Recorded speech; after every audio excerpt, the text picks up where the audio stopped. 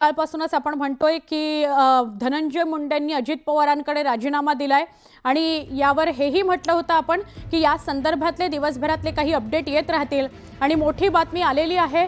मी राजीनामा दिलेला नाही असं वक्तव्य खुद्द धनंजय मुंडेंनी केलं। आज राज्य मंत्रिमंडळाची बैठक आहे, त्या राज्य मंत्रिमंडळाच्या बैठकीला ते उपस्थित होते। त्यांना राजीनाम्यासंदर्भात विचारलं असता त्यांनी असं म्हटलं की मी राजीनामा दिलेला नाही। त्यामुळे आता राजीनाम्याच्या चर्चांवर स्वतः धनंजय मुंडेंनी भाष्य केलंय की मी राजीनामा दिलेला नाही, त्यामुळे मोठ्या चर्चा सुरू होत आहेत।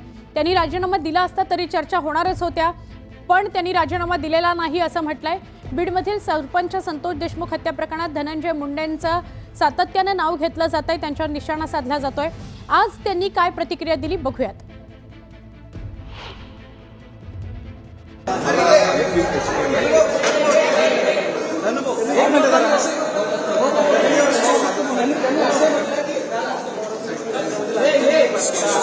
काहीही राजीनामा वगैरे दिलेला नाही।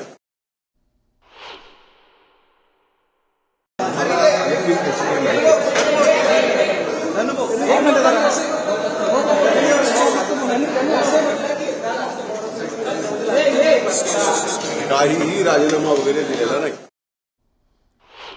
धनंजय मुंडे यांची प्रतिक्रिया, मी राजीनामा वगैरे काहीही दिलेला नाही अशी प्रतिक्रिया त्यांनी दिली। जे काही वादळ उठलेलं आहे त्या पार्श्वभूमीवर त्यांनी अजित पवारांकडे राजीनामा सुपूर्द केला अशी बातमी मिळत होती, मात्र त्यावर धनंजय मुंडेंनी स्वतःच प्रतिक्रिया दिलेली आहे।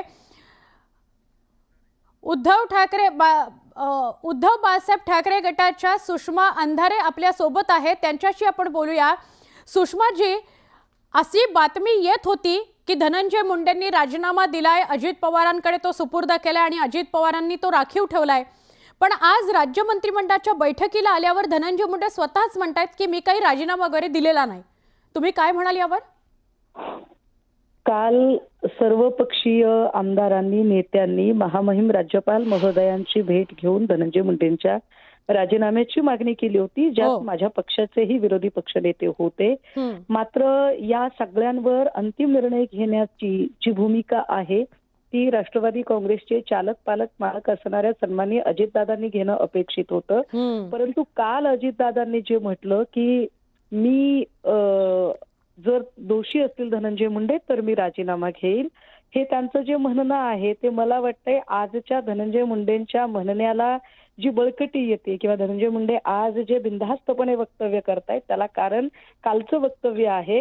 त्यामुळे आणि विशेष हे लक्षात घेण्यासारखं आहे की धनंजय मुंडे असतील किंवा सन्माननीय अजितदादा असतील, ज्या पक्षामध्ये आहेत त्या पक्षातल्या दोन नेत्यांची उदाहरणं मोठी आहेत। त्यातलं एक पहिलं उदाहरण सन्माननीय अनिल देशमुख साहेबांची जेव्हा चौकशी चालू होती त्या चौकशी दरम्यान त्यांनी सांगितलं की मीच गृहमंत्री असताना माझं खातं माझी निष्पक्ष चौकशी करू शकणार नाही, चौकशी प्रभावित होऊ शकते, तेव्हा मी पदाचा राजीनामा देतो।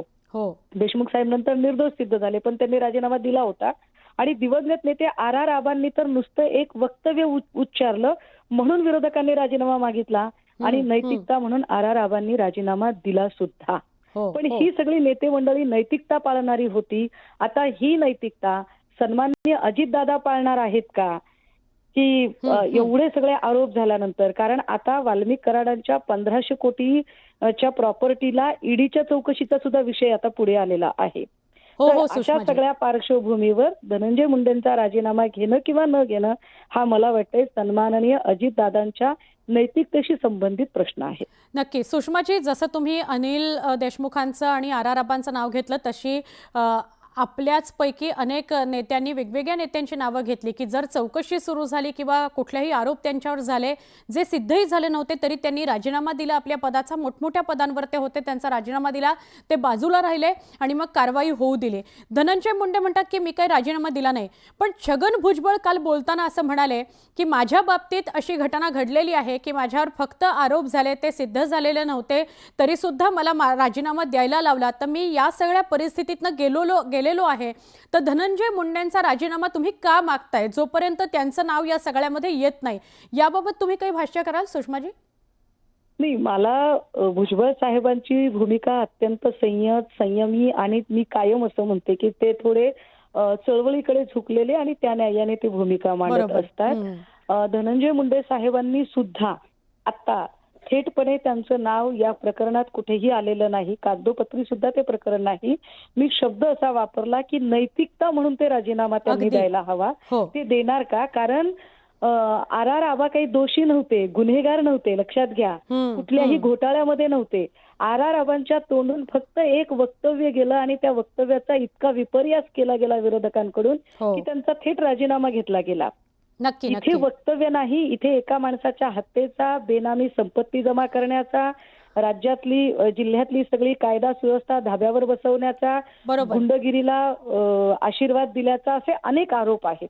हा अगदी फरक समजून घ्या आपण कृपया. नक्की नक्की धन्यवाद सुषमाजी, आपण सविस्तरपणे बोललात त्याबद्दल. जसं सुषमाजी सांगत होत्या की नैतिकतेच्या आधारावर धनंजय मुंडेंनी राजीनामा द्यायला हवा, अन्यथा अजित पवारांनी तरी तो घ्यायला हवा आणि मग निपक्षपातीपणे चौकशी या सगळ्या प्रकरणाची व्हायला हवी, असं सुषमा अंधारे आत्ता आपल्याशी बोलताना म्हणाल्या.